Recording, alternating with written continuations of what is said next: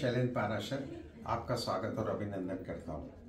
आज हमारे लिए बहुत हर्ष का विषय है कि कालजयी नगरी उज्जैनी में हमारे बीच स्वामी चंद्र भारती जी श्री हजारेश्वर महादेव चित्तौड़ में आप यहाँ पर पधारे हैं।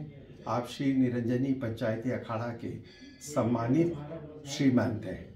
हमारा सौभाग्य है कि वे बहुत पढ़े लिखे भी हैं। उन्होंने प्रबंधन में अपनी स्नातकोत्तर उपाधि प्राप्त की है। वहीं आपने बनारस हिंदू विश्वविद्यालय में ज्योतिष की भी शिक्षा ली है।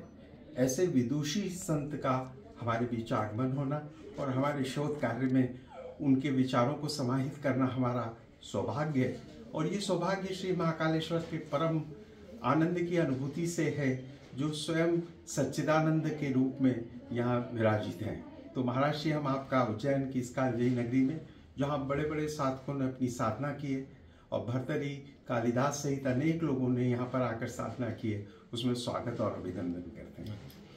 मैं आपसे ये जानना चाहूँगा, चूँकि मैं शोध कर रहा हूँ और मैंने बहुत से लोगों के इंटरव्यू लिए, 50 से ज़्यादा इंटरव्यूज़ मैंने संतों महात्माओं के लिए, चूँकि भारतीय ज्ञान परंपरा में सुख और भोग से अलग हटकर आनंद को परिभाषित किया है।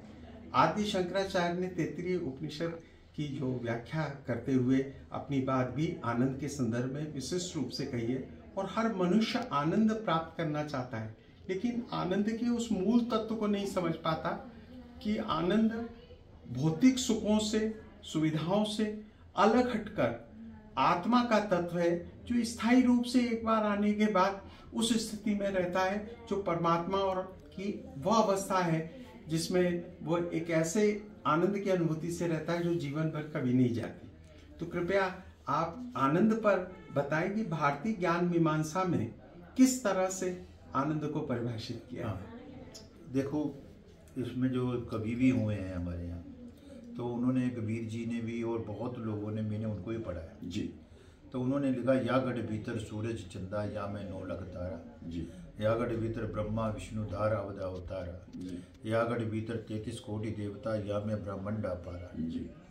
और मौकों को ढूंढे वन वन में, मैं हूँ तेरे मन में, मन ही मंदिर, मन ही काशी, मन ही है गुरुद्वारा जी। अर्थात कि अगर तूने आनंद लेना है, तुझे बाहर नहीं मिलेगा जी। बाहर जो है बिल्कुल हर चीज़ जो है वो झूठ है जी। जो है। और उसमें माता जी ने भी कह दिया जी। अहम अज्ञानी जी। अहम विज्ञानी जी। हम जानता, हम अजानता। अर्थात उसमें जो है मैंने भगवान शिव को जो है जी कि जो उनकी जो साधना की, उनसे सबसे पहले एक चीज़ सीखी मैंने।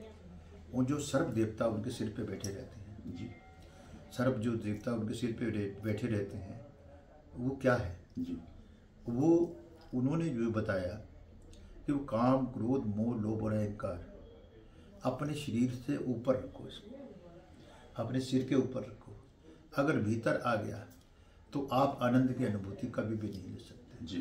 क्योंकि काम आया तो बुद्धि का नाश हो गया, क्रोध आया बुद्धि का नाश आया जी। और अहंकार आया बुद्धि का नाश आया, क्रोध आया बुद्धि का नाश, लोभ आया बुद्धि का नाश। तो सबसे पहले तो हम अपने शरीर को शीतलता दें। सबसे पहले शीतलता कैसे आएगी? अब ये हमारा जो सारा जो रहना सहना खाना पीना वो सारा गलत हो चुका है जी। हमारा जो सोने का समय है हम उसमें सो नहीं पा रहे। दूसरा, जो हमारे को जो करना पड़ता है जी, योग करना है जी। और जो तुरिया संध्या में जब तक हम नहीं जाएंगे जी, समाधि, तो हम उस समाधि को नहीं प्राप्त करेंगे, तो हम जो है उस चीज़ को, उस आनंद को कभी भी आनंद नहीं ले सकते। आज हमारे अंदर देखिए, अभी भी जो है कोई आपने मुझे थोड़े कटु शब्द कर दिए तो मेरे अंदर क्रोध आ जाएगा, तो वो आनंद की अनुभूति कैसे होगी? आनंद की अनुभूति होती है केवल अपने भीतर जानने को, भीतर को जानने के लिए। वो तो इसके लिए कह दिया गया, उन्होंने, प्रभु ने कहा कि अगर भीतर के तू पट खोल तुझे पिया मिलेंगे। पिया कौन है? उस परम पिता परमेश्वर, परम मन जो श्रेष्ठ है, उनको ही, उनके अगर हम ध्यान करेंगे तो बहुत जल्दी हम उसको जा पा सकते हैं। पर वो कहते हैं कि कुंडलनी करना है, ये करना है, तो कुंडली में उसमें जाने की जरूरत नहीं है। केवल आप अपने आप को शीतल कर लो। जिस प्रकार चावल है, जब हम चावल को उबालते हैं तो चावल को उबालने के बाद एक मांड आता है ऊपर और वो छींटे आने लगते हैं हमारे ऊपर, कई बार छाले होने का डर रहता है। पर जैसे ही वो मांड खत्म हो जाता है तो वो चावल एक जैसा खिल जाता है और खुशबू देने लगती है। इसी जब आपका जो हृदय है और आपका शरीर आपको खुशबू देने लगे तो समझ लेना कि भी आपको आनंद की अनुभूति हो रही है। आप तो प्रबंधन के भी विद्यार्थी रहे हैं। हाँ और जी। आपने प्रबंधन को भी जाना है हाँ। और आधुनिक दुनिया इसी प्रबंधन और मैनेजमेंट के प्रति बहुत सचेत है। पर ये खुशबू और आनंद और अपने अंतरंग में उतरना, बहिरंग से वो अंतर्मुखी होना, अधोगामी से ऊर्ध्वगामी प्रवृत्ति की ओर जाना, इसकी साधना कोई साधारण मनुष्य जो नहीं जानता है वो भी प्रत्येक मनुष्य प्राप्त कर सके, इसके लिए आपका क्या इसके लिए एक ही चीज़ है जी, हमारे को अपने खान पान जी, एक, दूसरा कि अपने आप को, हम जो सभ्य कहते हैं हम सभ्य नहीं हैं जी, हम असभ्य हैं। अगर पति पत्नी हैं दोनों तो वो भोग के लिए जी रहे हैं, भोग के लिए जी रहे हैं, तो भोग के लिए नहीं। उसने कहा है, ग्रंथों में कहा गया है कि केवल इसको जो है हमने अपने बच्चे पैदा कर लिए, उसके बाद हमारे को भोग नहीं करने, तो भोग नहीं करना, तब जाके हम उस परमात्मा को पा सकते हैं। वो अपनी आश्रम व्यवस्था में ब्रह्मचर्य, गृहस्थ, वानप्रस्थ और संन्यास, हाँ ये चरण दिए हुए हैं। जी। पर इन चरणों से परे भी कोई व्यक्ति किसी भी उम्र में यदि उस तत्व ज्ञान को, आत्मा के तत्व ज्ञान को जान लेता है या वो स्थित प्रज्ञता की स्थिति को गीता के अनुसार पर वो समझ लेता वो है, कुछ समय के लिए उसको समान कर सकता है जी, तो कुछ समय के बाद या फिर वो एकांतवास करने लगे, जी, एकांतवास करता है और केवल वो फिर केवल उसी चीज़ को, तो लोग उसको पागल कहने लगते हैं। पागल का मतलब क्या होता है? लग और पा, अर्थात जिसने उस चीज़ को पा लिया होता है ना जी, तो वो उस चीज़ को जो है वो किसी के साथ बांट नहीं रहा। जी, बांट इसलिए नहीं रहा क्योंकि उसको लेने वाला जो जिसको कुछ ज्ञान दे जी, वो ज्ञान लेने वाला कोई नहीं। जी।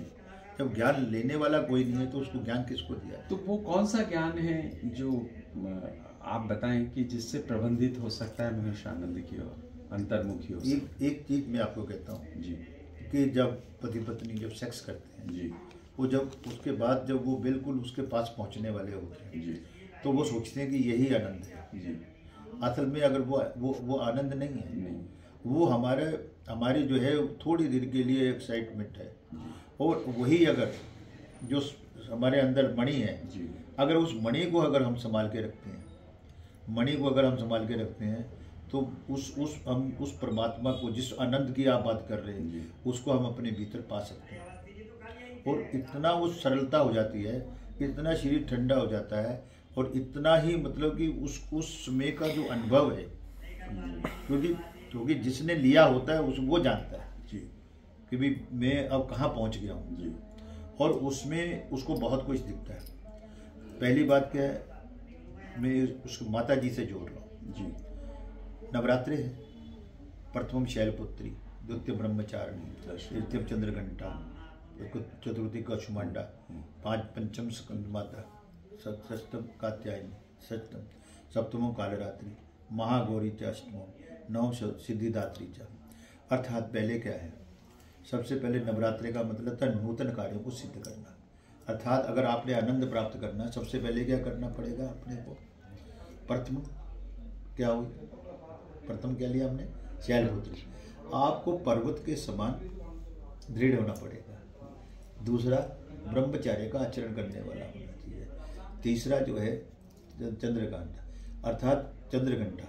चंद्रघंटा मतलब चंद्र माने चंद्र शीतल का प्रतीक है, और घंटा मतलब हमारे जो शरीर के हृदय है उसको घंटा कहते हैं। तो उस चंद्र घंटा उसमें जाना है। कुष्मांडा काया रूपी उष्मा के अंड को प्राप्त करना है, उसमें से निकलना है। स्कंद जो है बिल्कुल हर चीज़ से, जो हमारे कण कण, हमारा मन, हमारी आत्मा, हमारा जो आसपास का जो हो रहा है वो स्कंद से होना चाहिए। स्कंद का मतलब क्या होता है? स्कंद के कई अर्थ हैं, पर स्कंद जो बिल्कुल प्योर प्रवृत्ति हो जाती है, जिसको पंचतत्व से अलग अलग हो रहा है। छठा कात्यायनी, कार्यों के प्रति निष्ठावान हो जाओ। काल रात्रि, आपको अंधकार पहले दिखेगा। उस अंधकार को जैसे आप पार करोगे तो महागौरी मतलब एक पीले रंग की रोशनी। और जैसे सिद्धिदात्री है तो वो ब्लू कलर में बदल जाएगी। जिस दिन हम उस ब्लू कलर को पा लिया, ब्लू कलर को हमने देखा है कि हमारे भगवान सारे ब्लू कलर के हैं, ब्लैक वाले जी। तो वो क्यों है ब्लैक? क्योंकि वो हमारा जो जितने भी हमारे ये जो बड़े बड़े ब्राह्मण हुए हैं उसके अंदर एक ब्लैक होल है। और आपने देखा होगा हर यंत्र के बीच में एक बिंदु होता है, वो बिंदु ही ब्लैक होल है। उसको हम नहीं उसको पार नहीं कर पा रहे। जो काल रात्रि है ना, मतलब काल रात्रि में जिस दिन उस बिंदु को हमने पार कर लिया, आपकी बार बार समाधि लगने लगेगी। आपको उस परमात्मा का जो आनंद प्राप्त होगा, वो आपको ये नहीं लगेगा कि आप जो है धरती पे, वो अखिल ब्रह्मांड में पहुंचे। और इसीलिए जो साइंटिस्ट हैं वो ब्लैक टी की थ्योरी देके ये बताते हैं कि ब्रह्मांड के अंदर एक होल के अंदर जाने के प्रवेश के बाद वैक्यूम हो जाता है। वो साइंटिफिक भी है। हाँ, ये इसलिए रंग महल के 9 दरवाजे पार में किससे पाओ। तो लेकिन ये गुरुदेव साधना की पद्धतियों में मनुष्य काम, क्रोध, लोभ, मोह, मद, मत्सर इनका निवारण नहीं कर पाता। ये बार बार दूसरा ये कि ज्ञान की चेतना, आप जैसे जैसे इस चीज को पाने की कोशिश करोगे जी, सबसे पहले आपको क्रोध आएगा जी। हाँ, जिस भी आप भी हो चाहे कोई भी, पर अभी जो मैंने जो अनुभव किया है जी, उसके बाद पहले क्या होता था कि भी पैसा कुछ आता था तो हम किसी छोड़ते नहीं। हाँ, अभी स्थिति क्या हो गई है कि बस आ रहा है, जा रहा है और जाने दे, चिंता नहीं करनी। अब वो स्थिति ऐसी कर दी है कि भी वो जैसे मैंने ये आता है जी, खर्च कर दो जी, जा रहा है जाने दो, खा रहा है खाने दो। आप चिंता मत करो कि वो मैंने ही सारे काम करने हैं कि भी ये बच्चे खा रहे हैं तो ज़्यादा तो नहीं खा रहे, नहीं कम तो नहीं खा रहे, ये तो नहीं खा रहे। तो वो उस चीज़ से आप ऊपर उठते चले जाते हो। अनासक्ति की स्थिति, बिल्कुल उठते, जब धीरे धीरे वो पोजीशन आ जाती है कि फिर कुछ भी पाने के लिए नहीं रहता, कुछ भी पाने के लिए नहीं रहता। तो आप बताइए कि जैसे आपके यहाँ तो ये जो साधुत्व को धारण कर लेते हैं और साधु पर वो पर कितने लोग आनंद की उस चरम अवस्था तक, लाखों में से कोई रेयर है। तो ऐसा क्यों? उसकी वजह क्या है कि उन्होंने अपनी जिंदगी जो है ना उसमें चिलम में, तंबाकू में, नशे में और इन चीज़ों में डाल दिया, अपने आप को उसमें डाल दिया। और परमात्मा जो है सबको तो उस चीज़ पे ले जा नहीं सकता। तो परमात्मा का अर्थ क्या है? पहला शब्द जो हमारे को पाप से दूर कर दे, हमारे राग द्वेष खत्म कर दे, फिर माँ से माया रूपी संसार को छुड़वा दे, ता से तप का रास्ता दिखा के, और फिर परमात्मा माँ बन के भवसागर पार करा दे। आपसे बड़ी अच्छी चर्चा हुई और कल ज्ञान पंचमी भी थी भारतीय शास्त्रों के अनुसार, और ज्ञान प्राप्त कर लेने पे मनुष्य को मोक्ष की प्राप्ति होती है, पर वो ज्ञान के उस मूल तत्व को नहीं पा पाता या समझ पाता है जो होना चाहिए, जिसको हम एक ग्रह है हम ज्योतिष शास्त्र में, राहु जी। मैंने कल भी आपको ये बात कही थी जी कि राहु जो है मोक्ष करवाता है जी। मोक्ष का मतलब क्या होता है? मुक्ति। मोह का क्षय होना ही मोक्ष है। मतलब किसी के प्रति बंधनों से मुक्त हो जाना है, बंधनों से मुक्त। हाँ, बंधनों से मुक्त, मतलब पूरी बॉडी बंधन नहीं। अभी जब मैंने घर छोड़ा था तो मेरे पास कुछ नहीं था जी, तो मैंने पैसे को हाथ नहीं लगाया 12 साल जी। तो लोग कहते हैं पैसे के बगैर नहीं आदमी जी सकता जी। तो 2 रोटी भिक्षा करी और बस खाली मस्ती में रहा। बस कोई कपड़े नहीं थे, लत्ते नहीं थे, कुछ नहीं थे, ना खोने का डर था, ना मरने का डर, ना था पाने का डर था, कुछ नहीं था। तो उसमें है ही नहीं। जैसे जैसे बस उसका भजन करता गया, मैंने नियर अबाउट 12 करोड़ के करीब किया गणपति जी का। आप देखिए कि उस 12 करोड़ जाप किए आप? जाप करते हैं, मतलब 12 साल पैदल चला गणेश, और 300 माला रोज करता था। तो वो फिर आप इस अनुभूति से कैसे प्राप्त किया आपने? वो अनुभूति के क्षण या जो अनुभूति अपने बढ़ती गई, रूपांतरण कैसे महसूस वो प्रभु करते गए जी। तो मतलब कोई ना खोने का डर, ना पाने का डर, ना रहने का डर, ना पाने का डर, किसी तरीके भी। हाँ, नहीं, वो तो निर्भीक है। छत नहीं देखी, जहाँ मतलब थक जाता वहीं सो जाता, सच्चे साथ जिसको मतलब वो, हाँ, और किसी से मांगा भी नहीं, और बस 2 रोटी का जो भिक्षा होती थी उधरती अपने आप पहुंचती। और वो जो मैंने जब उसको करके देखा वो था तो बड़ा कष्ट गया, पर उसके बाद जो है उस परमात्मा ने जो है आज भी उस आनंद की जो अनुभूति है वो अब, क्योंकि उसको बोला नहीं जाता। आपको ये इस अखाड़े की श्रीमंत सम्मानित महंत होने पर हाँ जी कैसा महसूस होता है? महसूस, ये केवल ये तो एक ओहदे हैं, और ओहदा जो लेके अगर आदमी सोचे कि मैं अहंकार करूं, मैं महंत हूं, मैं महामंडलेश्वर हूं, मेरी ये, क्योंकि हमारी ईगो बढ़ती है जी, इस ईगो को नहीं बढ़ाना। आज भी मैं बच्चा हूँ, आज भी मैं इन बच्चों के साथ बच्चा जैसा हो जाता हूँ। आज भी मतलब छोटे बच्चे हैं, कुछ जीव जंतु हैं, उनके साथ पर इस अहम का परित्याग करना बहुत मुश्किल होता है। वो तो मैं यही तो है। अब उसने कहा कि मैं तो जो है मैं कहता कुछ ने क्या कहा है, बकरा मैमा करता है, अपनी गर्दन कटवाता है, और मैना कहती मैं नहीं, मैं ना, वो मैना करती है, वो कहती मैं नहीं, तो वो सबको प्रिय लगती है। हाँ, और याद भी कर लेती है, कंठस्थ कर लेती है, बिल्कुल एकदम याद होता है उनको। तो इसी प्रकार हम जब धीरे धीरे उस चीज़ को आप भी कर सकते हैं, क्योंकि उसमें क्या है, अगर आपके बच्चे आपको दुखी नहीं तो कैसे कर सकते हैं वो बताएं। वो आपके बच्चे आपको परेशान कर रहे हैं, तो आपने उधर जाना ही नहीं कि अब मैंने जो करना था वो कर लिया, मैंने अपनी वाइफ का जितना करना था कर लिया है। हाँ, जो भी दायित्व थे, हाँ, दायित्व मैंने निभा दिया सारे। तो ये है भाई, ये पकड़, और मेरे पास स्थिति है, मैं केवल अब उसी चीज़ को प्राप्त करने की कोशिश में है। धीरे धीरे जब ये आप इस चीज़ों जो आपके अंदर जिज्ञासा है ना, आपका जो अगला समय आने वाला है वो इससे भी आगे का चलेगा। जी बिल्कुल चल रहा है, वो बदल रहा है वो। हाँ, आप इससे जो अभी मैं आप जहाँ पर स्मरण करते हुए मेरी आंखें द्रवित हो जाती हैं। जैसे अभी जिस दिन आपको ये आना शुरू हो जाता है तो आपके ऊपर कृपा उस परमात्मा की बढ़ती है, जो अपने आप आंसू आने लगते हैं। और तो मैं जो आपको कह रहा हूँ कि वो हमारे को क्या करेगा, आपको वाइफ से थोड़ा सा दूर करेगा, तो संसार से भी आपको बच्चों से दूर करेगा, आपको क्यों करेगा, वो आपके साथ बदतमीजी से पेश आएंगे, और आप जो है उस चीज़ को जो है ये समझ के थोड़ी देर के लिए तो अपनी तकलीफ में देखेंगे, पर उसके बाद जो है वो, क्योंकि आपके ऊपर कृपा कर रहा है। उसने क्या कहा, सबसे पहले मैं आपका घर छीन लेता हूँ, उसके बाद मैं आपका धन दौलत छीन लेता हूँ, फिर कहता तू मेरे बहुत प्रिय हो जाता है जब तू मेरे पास आ जाता है, और तब मैं उसको अपनाता हूँ, अपनी छाती से लगा देता हूँ। तो ये जो आत्मा में परमात्मा प्रविष्ट हो जाता है, जिसको प्रज्ञानम ब्रह्म भी कहा जाता है, या सच्चिदानंद कहा जाता है, या आज से आनंद के रूप में, ये आज से नहीं है। तो ये स्थिति एक देखिए, मेरे को संसार में रहकर और संसार प्रभु ने में कहा, न रहे ऐसी प्रभु ने कहा कि कई बार तो 7 युग तक लगता है जी, एक बार में नहीं होता है जी। जब हम इस संसार को प्राप्त करते हैं। अभी हम कहते हैं कि तू नरक में जाएगा, अरे भाई नरक में तो हम है ही है, नर बने प्राणियों का लोक है, मृत्यु लोक भी यही है, नरक लोक भी यही है। तो स्वर्ग का मतलब क्या होता है, आप तो है ही नरक में, तो स्वर्ग क्या होता है, स्वर्ग मतलब अपने शरीर को अग्नि देने से ही स्वर्ग है, मतलब त्याग करने से ही आपका स्वर्ग है।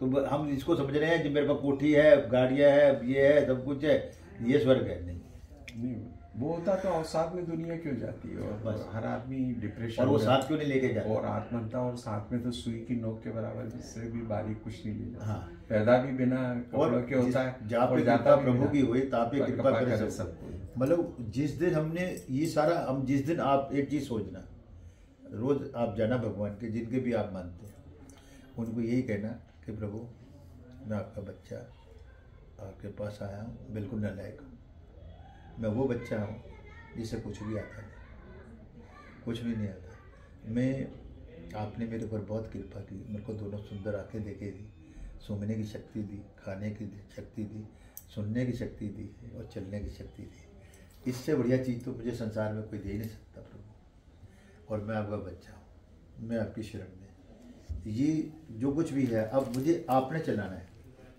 मेरी स्थिति ये होगी कि मैं तो बच्चा ही हूँ, जैसे बच्चा मम मम करता है तो माँ समझ लेती है कि पानी मांग रहा है, उसकी माँ पिलाती है कि नहीं उसको, तो उसी प्रकार की प्रभु मैं बस मेरे को मम पीना है। जब मम पीना है तो मतलब आप अपने आप को बाल रूप में ले आओ, मैं उनके पास जब बैठता हूँ तो मैं बाल रूप में, पर बाल रूप में जाना ही तो सबसे जटिल प्रक्रिया है गुरुदेव। हम तो बच्चा जाते नहीं हैं। बन पाता है। मैं तो बाल बाल बन के जाता हूँ। नहीं, आप तो जाते हैं। आप नहीं, आप करके, मैं बता रहा हूँ ना आपको, आप एक दिन में ऐसे करना, उन्हें हर रोज ऐसे करना, आपको कोई मंत्र नहीं पढ़ना, है ना। तो उसमें यही कहना है कि आप मेरे पिता हो, आप मेरे माँ हो, बस मेरे को नहीं पता और मेरे को दुनिया से ले लेना। आप खाली ये इतना ही कहो कि मैं आपकी शरण में हूँ। अब लोग जो है बेलपत्र चढ़ाते हैं, फूल चढ़ाते हैं, पसंद चढ़ाते हैं, क्या मतलब, उसके अर्थ हैं अलग अलग है ना, उसमें भी अलग अलग अर्थ है, हमें पता ही नहीं है। पत्रम पुष्पम फलम तो है, अर्थात रजोगुण, तमोगुण और सतोगुण को मैंने आपको सौंप दिया बेलपत्र के। ये जो हृदय रूपी पुष्प है ये भी सौंप दिया, और ये फल रूपी आपने शरीर दिया है, इसको भी मैंने आपकी शरण में रख दिया। और जो जल है वो ट्रांसपेरेंट है, आत्मा, इसको भी मैंने आपको दे दिया। अब मेरा मुझ में कुछ नहीं, जो कुछ है सब तेरा, तेरा तुझको सौंप दूँ, क्या लागत है। अर्थात उस अगर वो आनंद की अनुभूति करनी है तो मैं जो आपको एक छोटा सा आपको ये श्लोक ये बताया कि केवल बस आप जाके 5 मिनट उनसे बात करो। वो ये मत सोचो कि भी ये जो है पत्थर है, नहीं, बस वहाँ बैठ जाओ और उस बैठने में ऐसा समय हो जिसमें कोई आपको डिस्टर्ब नहीं करे, और जो मैं आपको कह रहा हूँ ये बात करना, उस बचपने को पा लेंगे। हाँ।